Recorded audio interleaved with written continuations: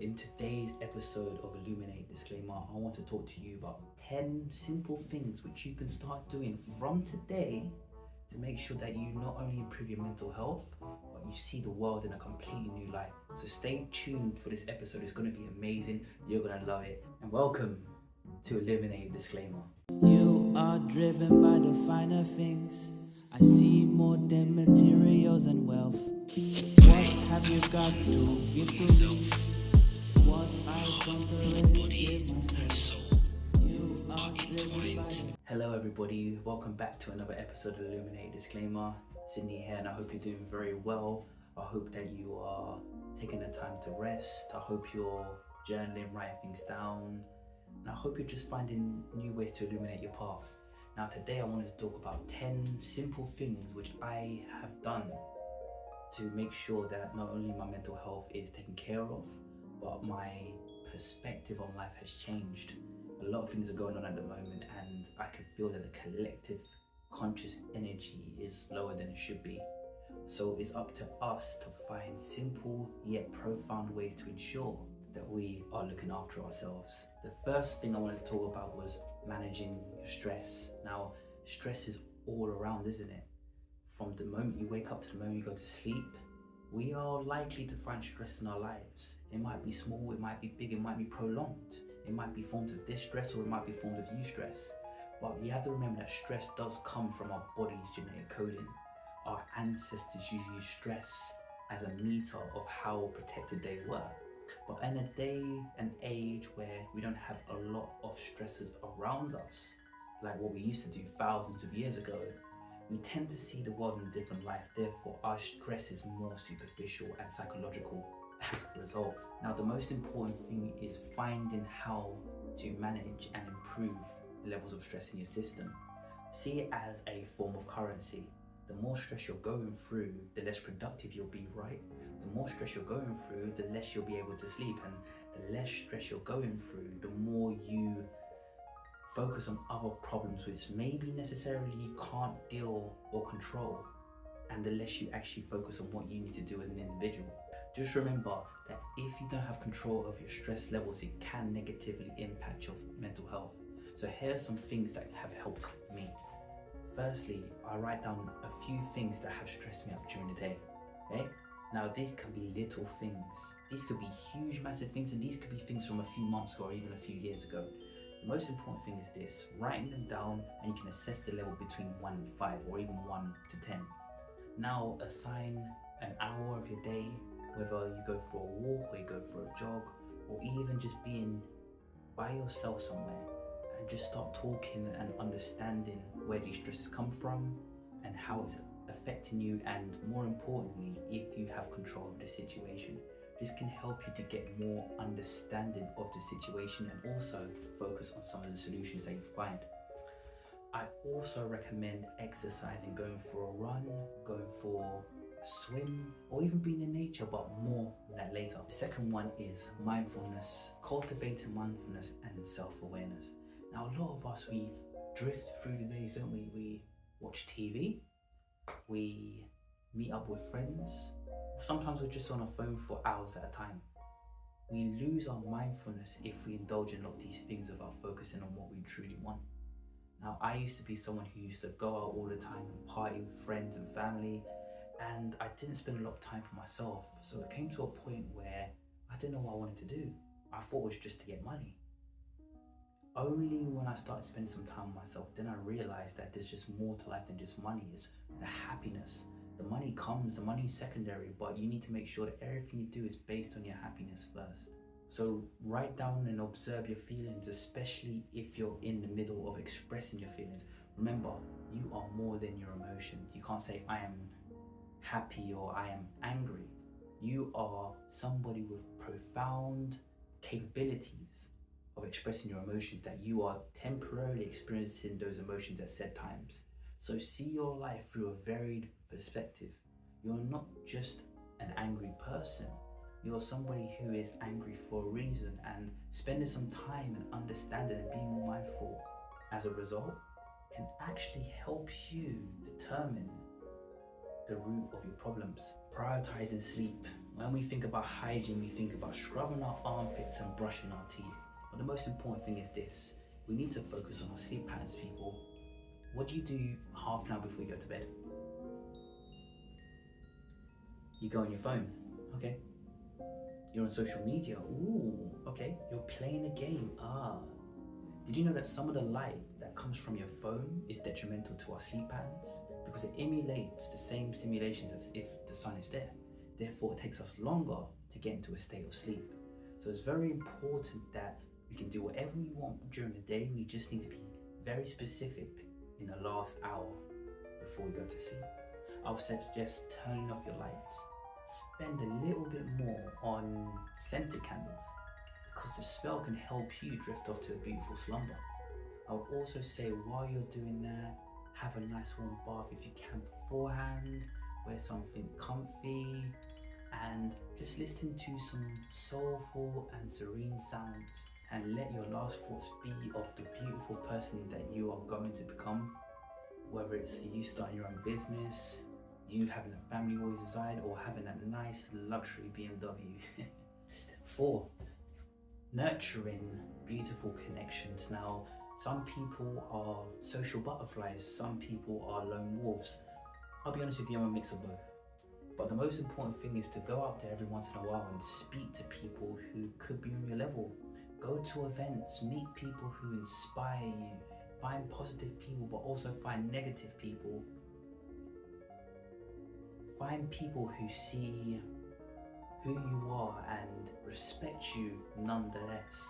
There are a lot of people who are akin to you. There's a lot of people who are brethren. We come from communities. That's how the social structure began. So now we're in a technological age. We need to make sure that we go out there and meet people face to face as well as online. But if that's not the case for you right now, there's other places you can do this. Whether it's going on a thread, going on something like Reddit, for example, or just going on social media and meeting like-minded individuals. But now would be a good time to keep on being social, because you don't know who you're going to meet.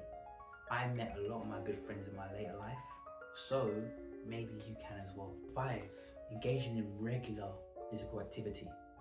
We are humans, and from time beginning, we were always shaking our rump, weren't we?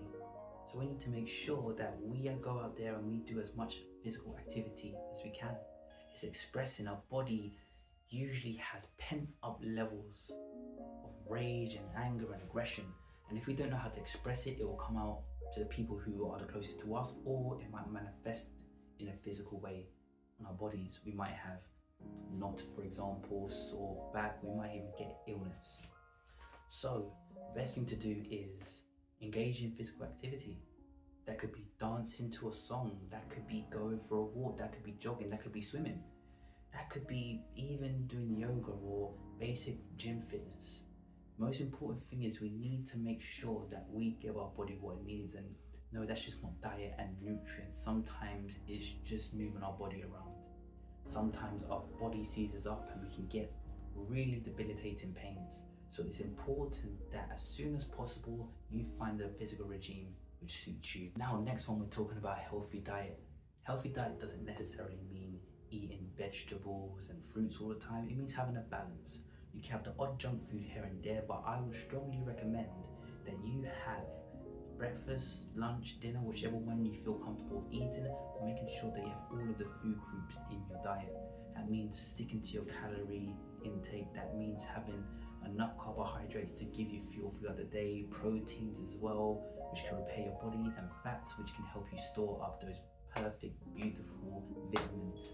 Now, you can eat junk food. I'll reiterate that. You can eat junk food, but what are you eating to counteract that? This is where we need to have an important conversation with ourselves. What are we eating on a daily basis? What are we eating on a weekly basis? What are we eating on a monthly basis? It's time for us to take stock of what we're actually doing to our body and actually take control before it's too late. Seeking professional help when needed is the next one I want to talk about. Now, it's very important that we speak to someone. Now, I know in this day and age, a lot of things are going up in price. The most important thing is finding someone who you can be yourself around and actually communicate with them about the things that are going on with you. Now, I understand a lot of people don't have this, so I will say some quick examples. So if you do have the money, seeing a counselor, speaking to a therapist, or if you have a job, for example, you might have a scheme with your current employer where you can get some counseling sessions for free. If you don't unfortunately have these things, then don't worry. There are so many websites and forums where you can actually speak to people going through the same thing. You can use the internet for impartial advice. And I will also recommend just speaking to yourself, just spending some time with yourself, seeing what's going and finding the root of your problem, because that could be even more profound than speaking to a professional. Number 8, practicing gratitude. When's the last time you practiced gratitude? Thought so. Practicing gratitude is amazing. We live in a situation right now where we do have a lot of things going on for us. And although we might not see it, it could be because we're unfairly comparing ourselves to others. A lot of us have a lot of good things going on. So I would strongly suggest waking up in the morning and thinking about 10 things that you're happy for. And following that up with 10 positive affirmations. I am loved. I am powerful. I am strong. I am abundant. I am friendly. I am amazing. I am worth. Wow, the list goes on. And just pick 10 that align with you. And also do this before bed.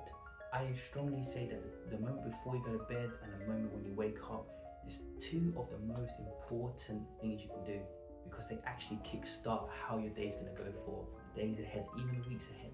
So start getting into that, start making it a habit, and eventually you'll see profound change in your life, I promise you. Setting realistic goals. Now, I'm sure if you're watching this, you're probably thinking, Sydney, just working to make ends meet. I'm not really enjoying my job. My manager shouted at me for the 15th time. Start being realistic with what you truly want. Yeah, you might enjoy what you're doing now, but do you truly enjoy it? Can you say that currently right now you've got a perfect work-life balance? Remember, for me, true wealth is having what you want and doing what you want with whoever you want at any given time. And a lot of us are just working just to pay the bills. But if we understood that we did something that we enjoyed whilst paying the bills, we will have more of a balance within ourselves, and that will be true wealth, because when we see our friends, it will be more meaningful. When we do like what we want, then it encourages us to have side hustles which, supplement that. It's up to us to actually think what we truly want and actively taking the steps to get there. Just imagine who you can be in a year, 2 years, 5 years. Follow my example. Just start taking control of what you want to do. And even though it might seem hard and daunting at first, just take one little step towards making your dream a reality. And I promise you, you'll be unrecognizable in a really good way in a number of years.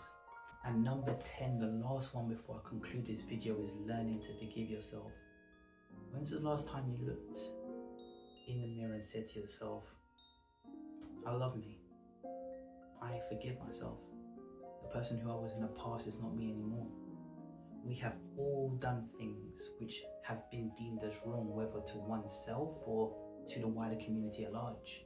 But a lot of us, we still have that guilt, that blame, and that keeps us sunken.